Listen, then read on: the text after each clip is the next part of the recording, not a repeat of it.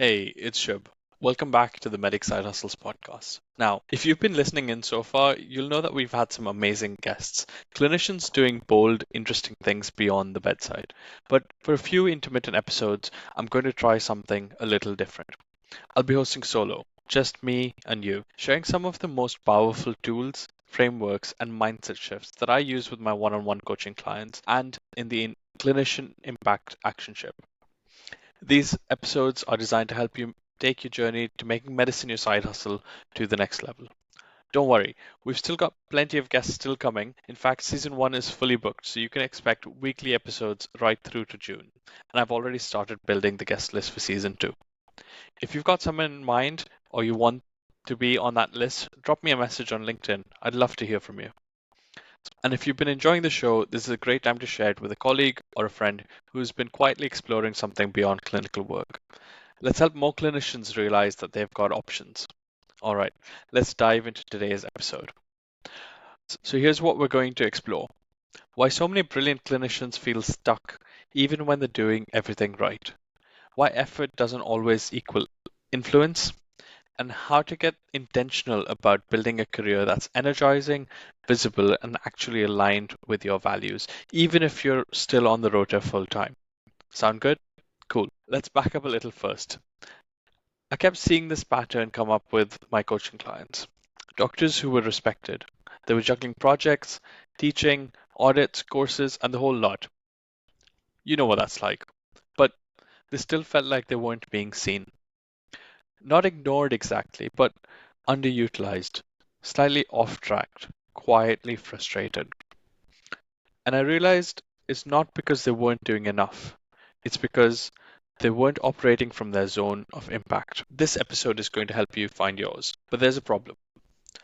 Let me put it simply: most clinicians are taught how to survive, how to prove themselves, maybe how to explore a few side projects, but no one teaches us how to build leverage. You end up busy but not visible, skilled but not strategic, respected but replaceable.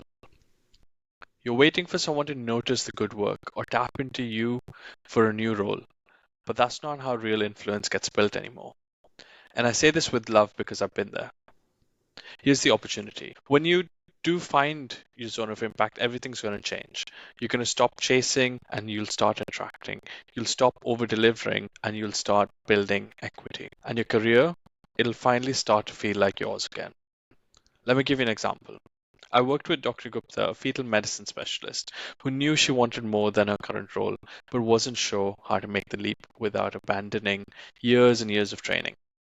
We got clear on what she stood for: improving access to women's health through technology. She started showing up around that space, online, in conversations, and in her network. And within a few weeks, people were approaching her for collaborations than the other way around. She didn't pivot, she positioned. And that's the zone of impact in action. Quick pause. If this is already hitting home for you and you're wondering, how do I actually do this for my own career? I want to let you know that applications are currently open for the founding cohort of the Clinician Impact Actionship. It's my 6-week practical program for clinicians who want to build influence, income, and career clarity without leaving medicine behind. We walk through purpose, positioning, and building real world leverage with coaching, a clear roadmap, and an incredible community. It's not just theory, it's implementation. To find out more, head to my website, www.coachwithshub.com/action. Right, now let's get back to the episode. So, how do I actually define the zone of impact? It's the intersection of three things: purpose, influence, and equity. Purpose is what you care about solving. Influence is where your voice carries weight. And equity means that what you're building compounds over time. When all three overlap, your work starts working for you. When even one's missing, you're either underpowered or overworked or just pure unfulfilled. You're off track.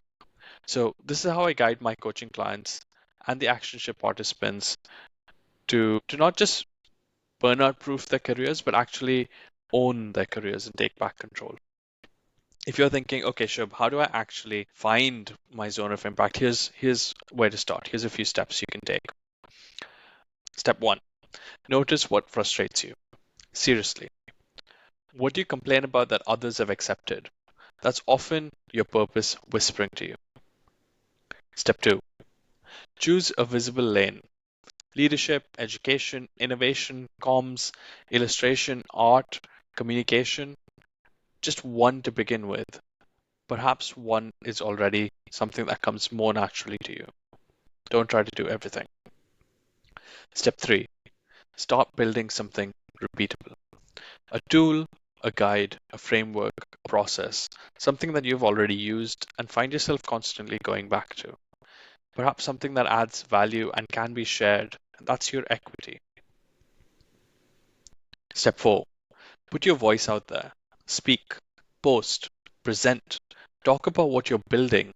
It doesn't have to be polished and it doesn't have to have fantastic results. Talk about the journey you've taken. Just be visible. Step 5. Get feedback. Watch who's drawn to your work. That tells you if you're getting warmer. In today's time, it's never been easier to get in front of the right audience with made for you algorithms, delivering your content to the people who are most likely to resonate with it. See what they say, see who listens. Quick reality check though. Here's a few traps that I see clinicians falling into when they try doing this. First one's probably trying to build in isolation. Remember that you can't do this alone. You've got to talk to people, share your thinking, join communities like the Actionship, run your ideas off of your ideal clients, and be careful of whose feedback you accept. The second one is often that as clinicians, we want to wait for perfect clarity. The truth is that clarity comes from doing. You won't think your way into the zone of impact. You have to take action. Another one that we're often all too familiar with is saying yes to everything. That's not visibility, that's just dilution.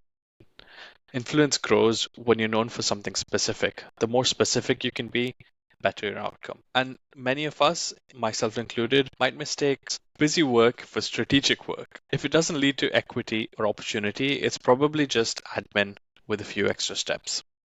And the big one really is thinking that you have to leave medicine to make an impact. You don't. You just have to stop seeing medicine as the only way you make an impact. All right. I trust that I've given you something useful to think about.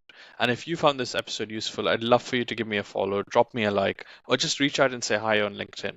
And if you're ready to take action, check out the Clinician Impact Actionship. Applications close on the 10th of April. It's designed for people exactly like you. Thanks for listening to the Medicside Hustle podcast. I'll see you in the next one. Take care.